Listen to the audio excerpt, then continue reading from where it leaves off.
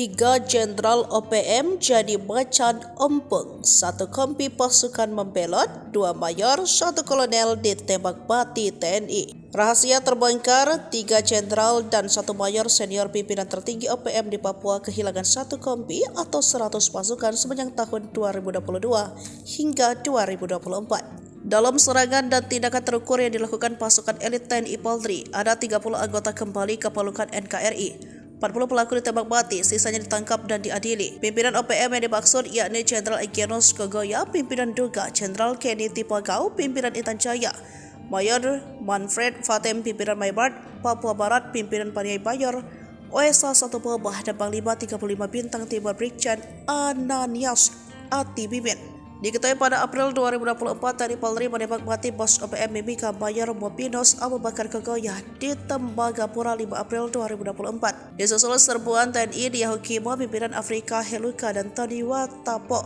Hasilnya 5 kombatan OPM ditangkap dan 2 anggota ditembak mati pada 11 April 2024. Hal ini diungkap oleh Jubir OPM Semi Sambo yang dilansir pada Rabu 15 Mei 2024. Jika ditangkap adalah Yoel Heluka, Mas Tenos Nixon Kiban, Osir, Chris Kiban, dan Sauli Payage. Baru-baru ini TNI menangkap Anan Dwipa pada Sabtu 11 Mei 2024.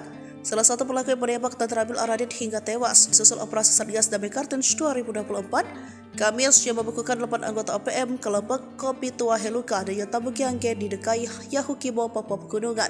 Lalu JS alias ASS alias T, anggota OPM Sorong Raya, Papua, menyerahkan diri dan kembali ke pangkuan NKRI disusul 29 orang OPM Kampung Ebasa Distrik Aifat Timur Tengah, Maybart, yang berikrar setia pada Senin 13 Mei 2024. Selanjutnya 2 anak buah OPM Duga Egyanus Kogoya ditembak oleh pasukan Hobeba di Paru Distrik Kenyam Duga Jumat 11 April 2024. Sementara itu, operasi TNI Polri tahun 2022 hingga 2023 mampu menangkap sejumlah pimpinan OPM, yakni Mayor Tony Tabuni, otak pembunuhan terhadap Kabinda Papua 29 Maret 2022. Selain Tony, Tabuni Kartens juga menembak dan menangkap Kais Tabuni. Sementara itu, Eliban Karunggo merupakan kolonel yang memimpin pasukan Egyanus Kogoya dalam serangan 15 April lalu di Bugimam, Kabupaten Duga, Papua Pegunungan. Semi Sambo menyatakan tindakan keras TNI Polri terjadi dalam rentang waktu 2022 hingga 2024. Khususnya bulan April 2024, TNI mengerahkan pasukan udara dan drone pengintai.